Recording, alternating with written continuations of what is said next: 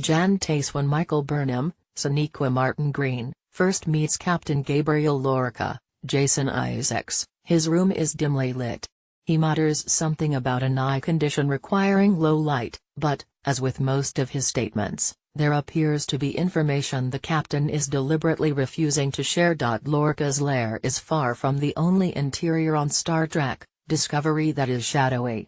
As Burnham frequently negotiates dark corridors and murky settings, one thing becomes clear: Discovery is trying, with some success, to convey that this is not your father's Star Trek. It might be your mother's, if she is a fan of Star Trek, Deep Space Nine, which is widely considered to be the best of the Trek TV efforts. To forestall nerd debates, yes, each Federation series has its merits, but Deep Space Nine and The Next Generation top most critics' lists. The later seasons of Deep Space Nine depicted an array of conflicted characters, led by Benjamin Sisko, an African-American captain played by Avery Brooks, fighting a grinding, complicated war that sapped their energy and challenged their ethics even as it strengthened their bonds of friendship and love. It was serialized, a rarity back then for any drama, let alone a Trek series, and it grew more and more character-oriented over time.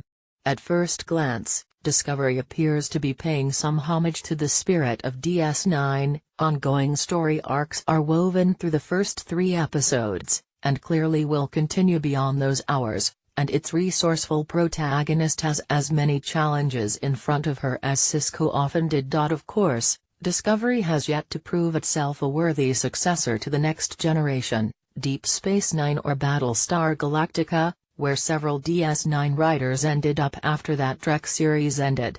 But there are reasons to hope that Discovery will be a promising addition to the Trek canon.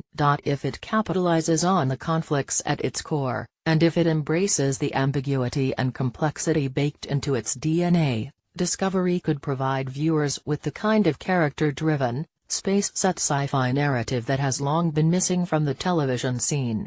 It's early days yet, and the CBS All-Access drama, which contains some wobbly elements, may let lapse into the usual array of Alien of the Week formulas, but this voyage has potential. The first 3 hours of Star Trek Discovery provides serviceable space opera and reasonably exciting interstellar battles.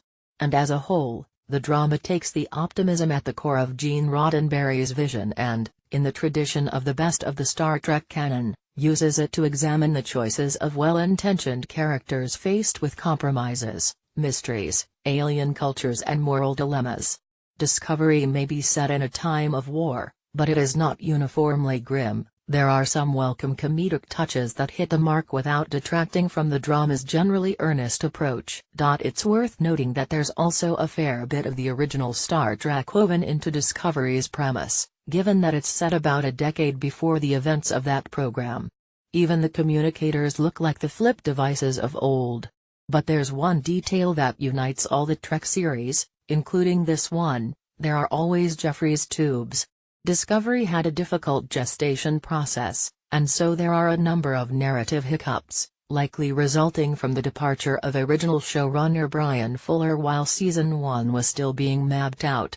A few plot points and character arcs don't quite track, and some aspects of the show haven't gelled yet.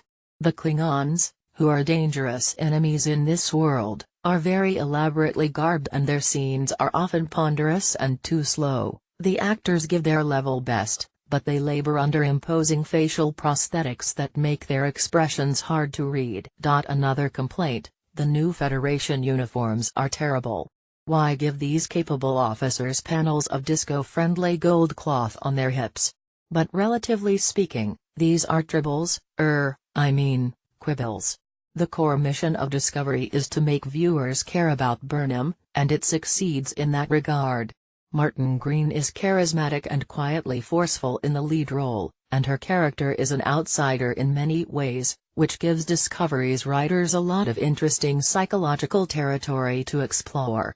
Her professional relationships in the present and her personal bonds from the past are mostly fraught and complicated, and Discovery's handling of those aspects of her story may well determine whether it becomes must-see viewing or not. The capable cast around Martin Green, which includes Doug Jones, Isaacs, Anthony Rapp and Mary Wiseman, all make fine first impressions. Though her parents were human, after their deaths during her childhood, Burnham was raised by Spock's family on Vulcan. Though she's energetic and steadfast, she's not quite as comfortable in the Federation or even Amon.